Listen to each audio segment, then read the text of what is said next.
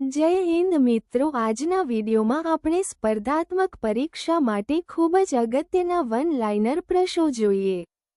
1. Adani ગ્રુપે 2024 Paris ઓલિમ્પિકમાં ભારતીય team માટે મુખ્ય સ્પોન્સર તરીકે નિમણૂક કરી, જે ભારતીય એથ્લેટ્સ માટે મજબૂત સમર્થન દર્શાવે છે.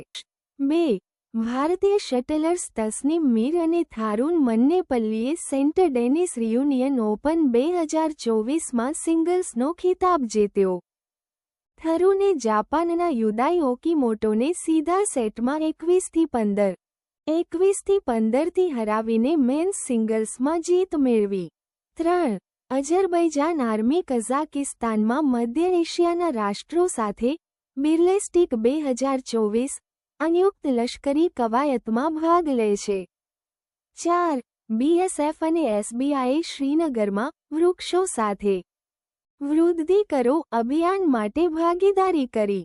વૃક્ષારોપણ દ્વારા પર્યાવરણીય ચેતનાને પ્રોત્સાહન આપ્યું.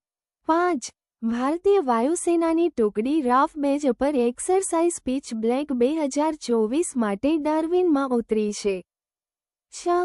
યુક્રેન યુદ્ધ અને ચૂકવણીના મુદ્દાઓ વચ્ચે વિલંબને દૂર કરીને ભારત રશિયાના સંયુક્ત સાહસે પ્રથમ તબક્કામાં ભારતીય સેનાને 35,000 AK-203 રાઇફલ્સ પહોંચાડી છે.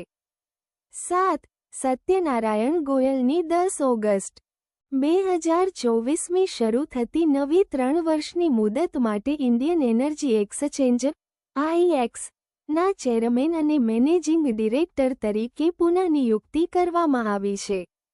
8. ટાટા સન્સના સૂર્યકાંત યુએસઆઈએસપીએફ બોર્ડ ઓફ ડિરેક્ટર્સમાં જોડાયા. ટીસીએસના નોર્થ અમેરિકન ઓપરેશન્સનું વિસ્તરણ કરવા માટે સ્વીકાર્યું. 9. ટાઇટેનિક અને અવતાર શ્રેણીના ઓસ્કાર વિજેતા નિર્માતા જોન લેન્ડૌ લોસ એન્જલસમાં 63 વર્ષની વયે અવસાન પામ્યા અને સિનેમેટિક વારસો છોડી ગયા. 10.